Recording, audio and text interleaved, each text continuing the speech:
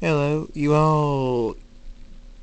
those of you who have read When Thunder is Born, the pony known as Firefly, just thought I would show y'all what he looks like.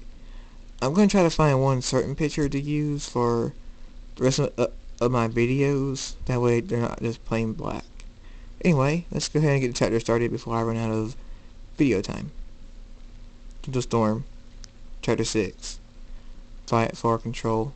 The dark pony's arm's skin slowly tears, revealing the bloody, tearing muscle and breaking bones.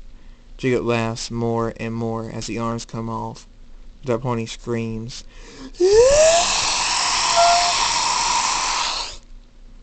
The arms come off. Blood shoots and splatters everywhere. The dark pony screams. Jacob laughs and starts beating the dark pony with his own arms. The dark pony cries out in pain and begs him to stop. Jacob's eyes turn completely red and he starts beating the dark pony even more powerfully. The ground cracks underneath the dark pony from the force of the blows.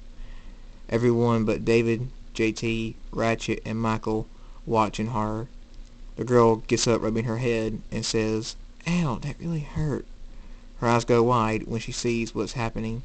She says, "Jacob, stop!" She runs to him and says, "Stop it! This isn't you!" Jacob looks at her. His hand grabs her neck and picks her up by it. She says, "Ah, ah, ah." Jacob's eyes return to normal, and he says, "Oh, Luna." He drops the girl. His clothes return to normal. Jacob hugs her and says, "I'm so sorry.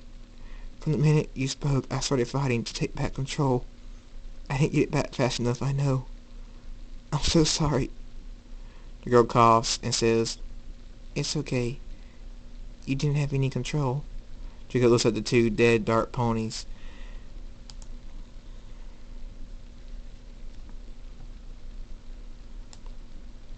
Then the other ones. They back away and fly off. Jacob stands up and helps the girl stand up. In David's head, flashback. In the room, David's master says, "Once a Lunkar has awakened, he can never go back.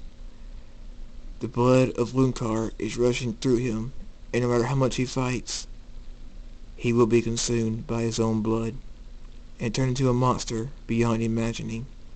There is no way to save them, but making one a friend and showing that goodness is still worth doing. That way you know that they aren't evil, that it's not them, it's that evil blood inside them. If you befriend one of my students, stick by him and don't leave him to be consumed alone." The flashback ends. David looks at Jacob and says, "Damn it."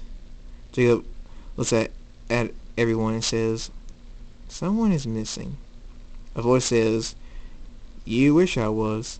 Jacob turns around and a guy in red clothes, yellow eyes, red wings, and yellow orange hair stands behind him smiling. Jacob smiles and says, "Firefly." Firefly says, "Hey bro." They do a secret handshake and give each other a quick pat on the back. Jacob says, "Now it's a party." Firefly says, "You know it." They both laugh. The girl says, "Who is he?" JT says, "Firefly."